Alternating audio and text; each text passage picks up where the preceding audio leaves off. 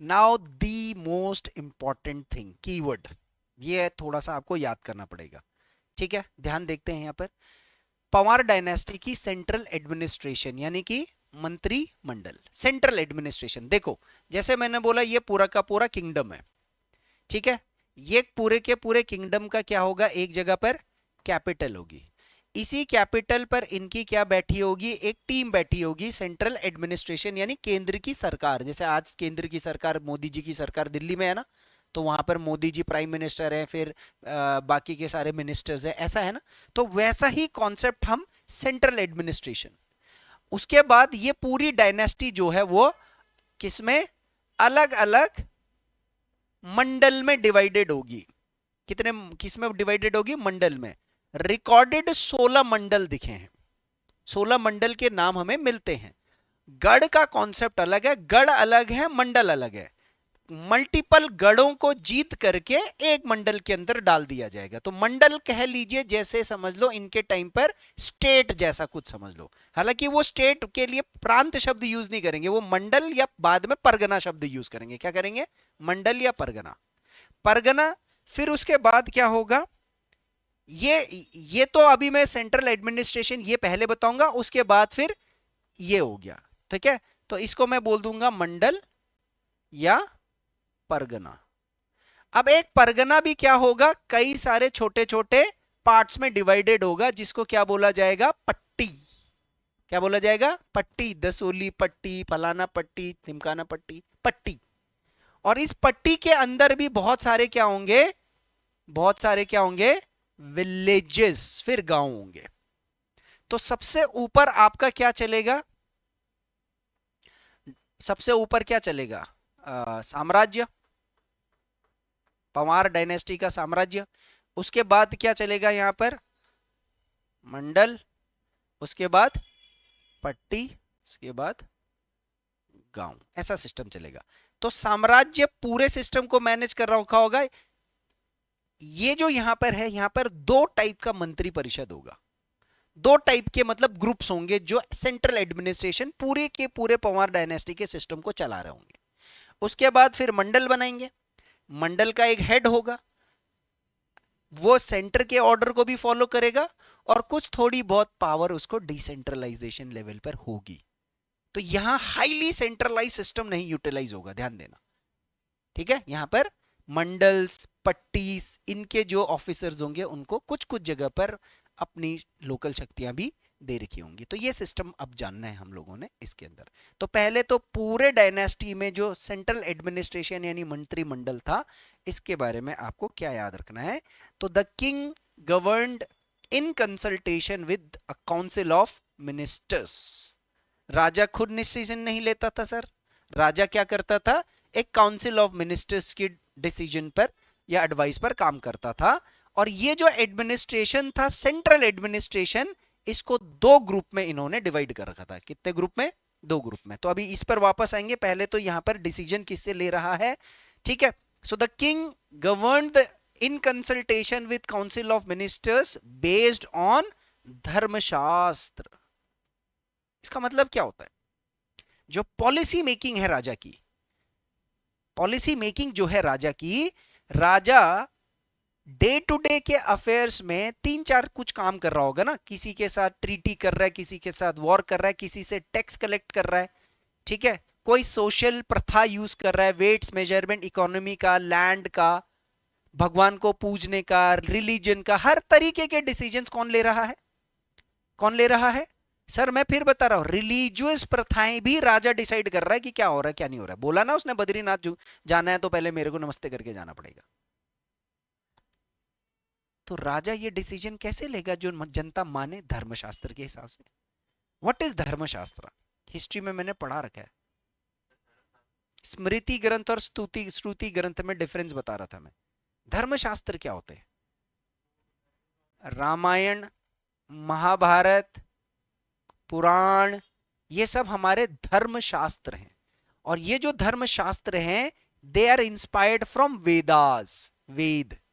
वैदिक काल में जो लोग जैसे चलते होंगे, उसी का एक्सप्लेनेशन धर्मशास्त्रों में मिला है। और धर्मशास्त्र की ज्ञान कौन देंगे राजा को, कि राजा इसके साथ ये दंड देना है, ये प्रथा लगानी है, ये त्योहार मनाना है, इतना कर वसूलना है, ये कौन बताएगा बताओ? धर्मशास्त्र का ज्ञान कौन रख रहे होंगे? द पुरोहित्स, यानी कि the Brahmin community. So they will automatically become part of the advisory council of the raja. वो याद है खंदूड़ीज एंड डोबाल्स की लड़ाई? They are the one who are guiding him. तो राजा निर्णय लेगा धार्मिक ग्रंथों के हिसाब से। ठीक है जी, रूल किस तरीके से चल रहा है हमारा? धर्मशास्त्र के हिसाब से। अब राजा ने एडवाइजरी की 2 काउंसिल बना दी। ध्यान देना, अब ये बड़ी मजेदार चीज है, यहां से आगे जो डिवीजन होगा कि राजा सुनेगा किसकी। तो 2 ग्रुप बनाया इसने। एक ग्रुप था मति सचिव। ठीक है, मति सचिव, कीवर्ड याद रखना, मति सचिव। This is the advisory group. And there is another group to assist the Raja. This is known as Karma Sachiv. Karma Sachiv is the executive group. Now, can anybody differentiate between these two? क्योंकि मेरे ख्याल से polity थोड़ी बहुत आपको, आपने NCERT भी पढ़ रखी है, तो आप बता सकते हो।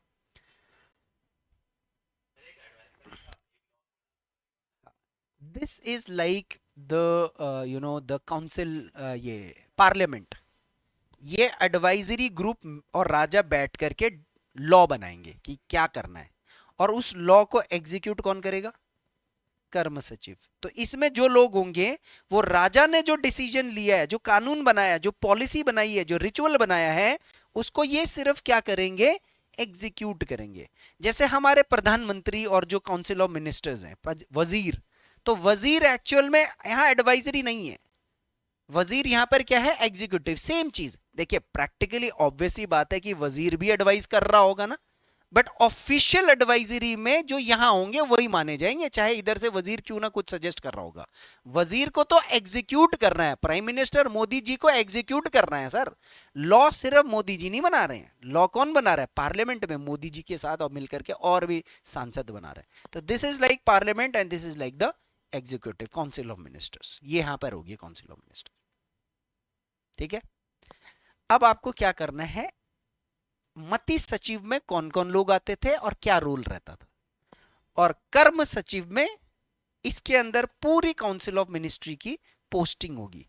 इसमें भी मेन कौन से थे और बाकी थोड़े सेकेंडरी वाले कौन से थे। जैसे हमारे कैबिनेट मिनिस्टर होते हैं ना, मेन वाले मंत्री 4-5, उसके बाद फिर बाकी कैबिनेट मिनिस्टर, फिर state minister of state, minister of state independent charge, ऐसे करके आज काउंसिल ऑफ मिनिस्टर्स के अलग अलग ग्रुप बने होते हैं ना, वो यहां पर भी था सर। पर पहले तो आप अपने दिमाग में कीवर्ड डालो, लिख लिया। अब पहले ये देखते हैं, ठीक है, मति सचिव। सो पंवार मोनार्की की सेंट्रल एडमिनिस्ट्रेशन में पहला मति सचिव was the advisory ministers. They advised on the matters of governance to the king.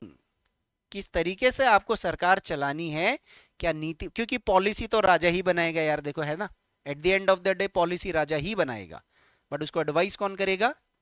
मति सचिव। सचिव क्यों बोल रहे हैं हम इसको? क्योंकि ये राजा के नीचे हैं, राजा की सहायता के लिए। सचिव कौन होता है? जो सहायता करता है, आपकी सेक्रेटरी, आपकी हेल्प के लिए है। तो राजा का एक राइट हैंड है, एक लेफ्ट हैंड है। इसमें कौन कौन लोग आते हैं? इसमें 3 लोग आते हैं। पहला राज महिषी, दूसरा राज माता, और तीसरा टिका। टिका समझ गए? कुमार, कुंवर, राजकुमार, जो उसके राजकुमार हैं, ये आपको एडवाइस करेंगे राजा को।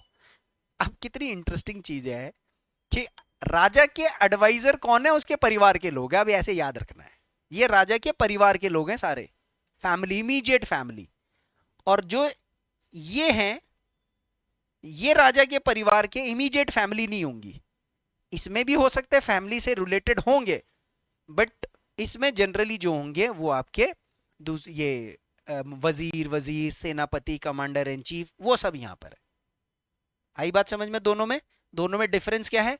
तो जो सबसे पहले जो एडवाइजर ग्रुप है उसमें राजमहिषी, राजमाता और टिक्का, ये 3 लोग आते हैं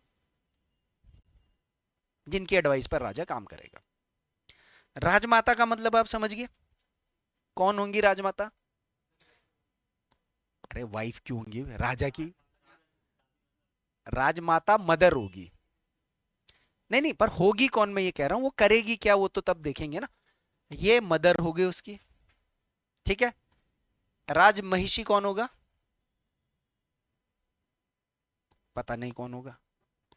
और महिषी, महर्षि, महर्षि महिषी, महर्षि कौन होते हैं? महर्षि पहले कौन हुआ करते थे? जो साधु संत होते थे। ये साधु संत क्या करते थे? महर्षि वेद व्यास, महर्षि वेद व्यास आते हैं गंगा पुत्र भीष्म को ज्ञान देने के लिए। महर्षि वेद व्यास ने गंगा पुत्र भीष्म को पूरी महाभारत उनको पहली से पता थी, पूरी महाभारत पता थी ना उनको। वो गाइड कर रहे थे कि बालक राजन ये नहीं करेगा, पांडवों को हक नहीं देगा, तू पांडु के बच्चों को ये नहीं करेगा तो ऐसा हो जाएगा वैसा हो जाएगा, पहले से बता करके जा रहे। पर जो बताया वो पहेलियों में बताया, ओपन एंडेड नहीं बताया महर्षि। चलो देखते हैं यहां पर महर्षि और महिषी में डिफरेंस है। देखो ये कौन है? The queen consort who acted as shunyapal और as a regent during the king's absence. अब ध्यान देना, ये कौन है? ये तो कोई रानी है। ये रानी कौन है? राजा की बीवी, क्वीन है। ये कब काम करेगी? जब राजा एब्सेंट होगा। एब्सेंट का मतलब क्या होगा यहां पर? नहीं है, लड़ाई पे जा रखा है, बीमार है। बीमार भी हो सकता है, नहीं मर नहीं, मरना तो डेथ हो गया ना, मर गया तो डेथ है। और डेथ के कंडीशन को एब्सेंट नहीं बोलते हैं। पॉलिटी में पढ़ोगे आप जब, ये पॉलिटी में भी है, पॉलिटी में भी है ये कॉन्सेप्ट कि जब प्रेसिडेंट का पोस्ट पर जब हम डेथ का कॉन्सेप्ट अलग, एब्सेंसी अलग है, वैकेंसी अलग है। तो death is vacancy, absence means being at the post but you are not in the duty of performing royal duties. तो यहां पर राजा है जिंदा, लेकिन वो अभी दरबार में नहीं है, रॉयल कोर्ट में मौजूद नहीं है।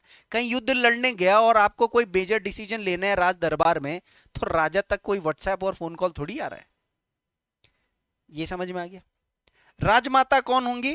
She will be the queen mother regent during the king's minority. What is the meaning of the word queen consort and queen mother? ये राजा की बीवी है, राजा की मेन बीवी, पटरानी जिसे बोलते थे, क्योंकि 10-20 रानियां होती थी, उसमें से एक रानी को मल्लिका ए जमानी का, जैसे हम मुगल्स में पढ़ते थे ना, मल्लिका उस जमानी, मेन रानी।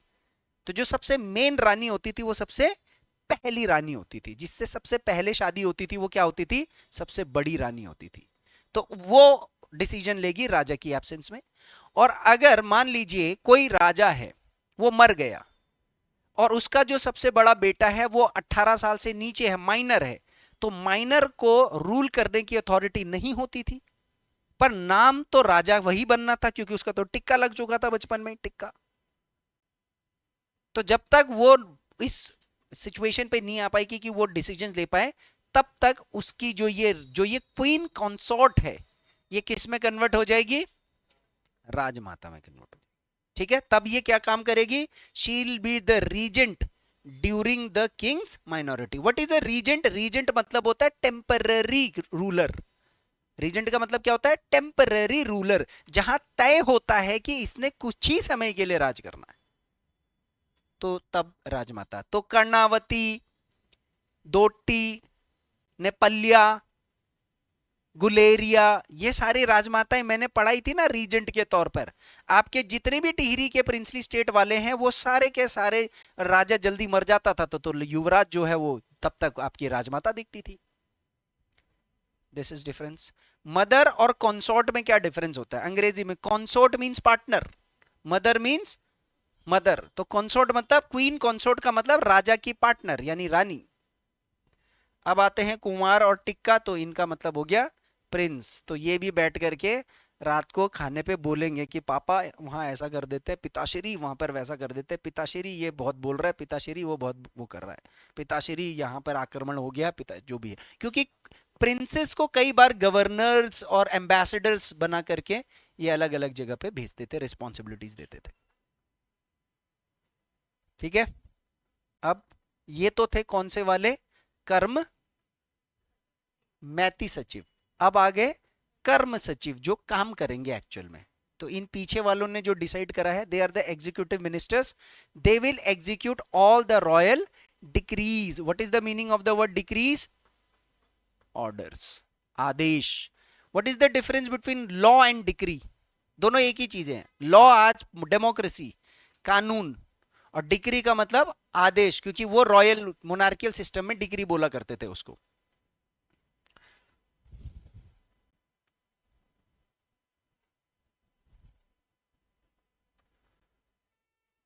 कर्म सचिव के तौर पर कुछ तो मोस्ट प्रोमिनेंट वाले कर्म सचिव होते थे जिनकी वैल्यू ज्यादा होती थी कोर्ट पे, और कुछ अदर्स होते थे। क्योंकि मैंने ये जानबूझ करके ऐसा डिफरेंशिएशन करा है।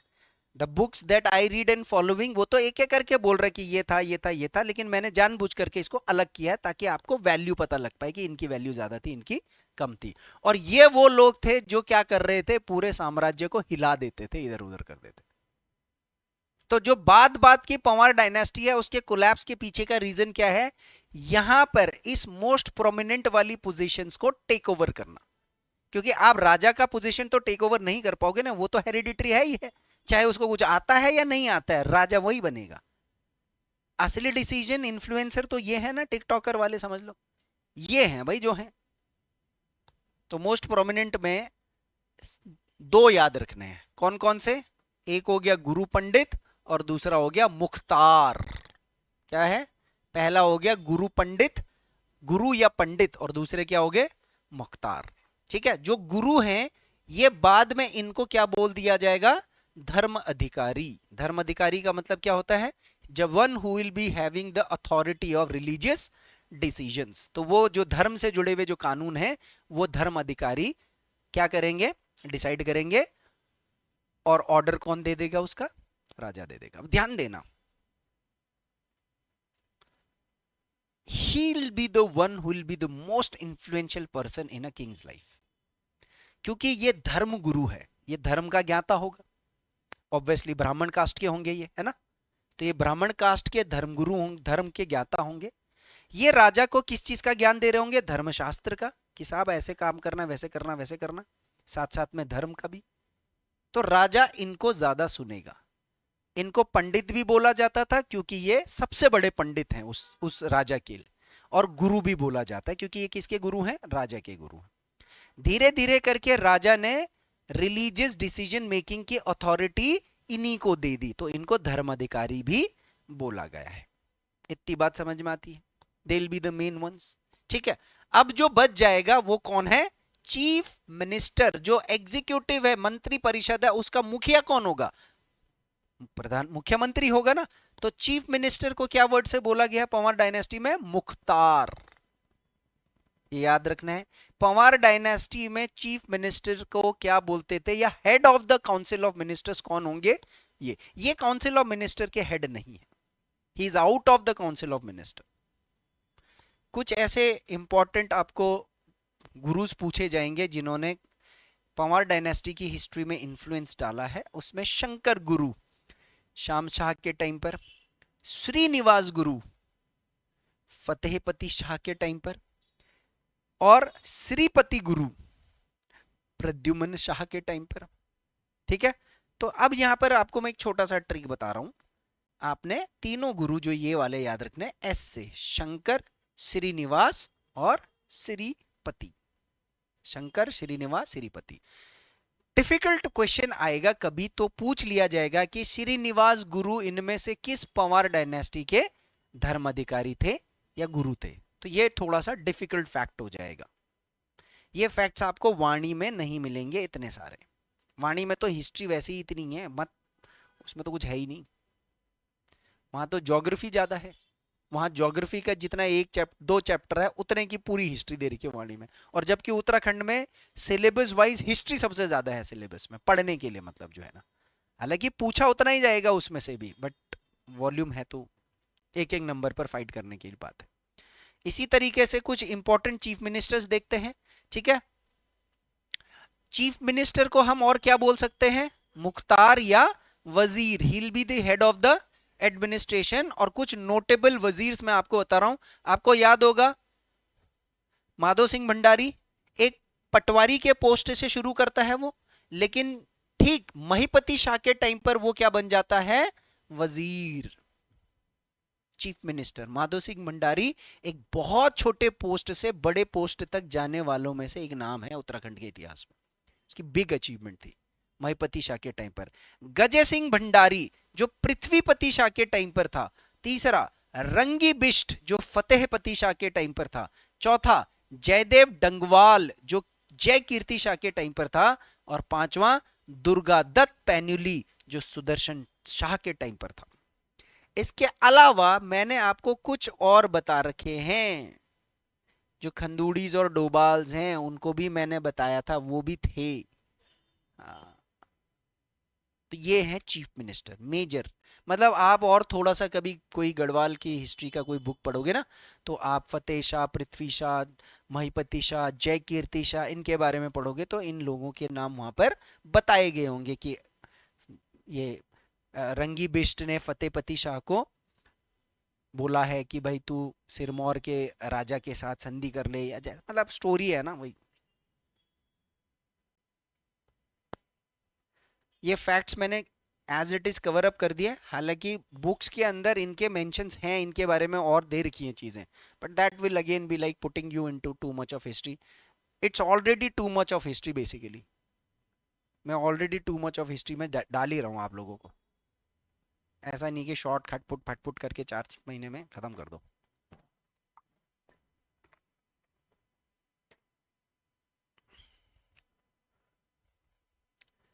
ठीक है, अब इसमें कुछ अदर हैं, वो अदर्स कल करेंगे।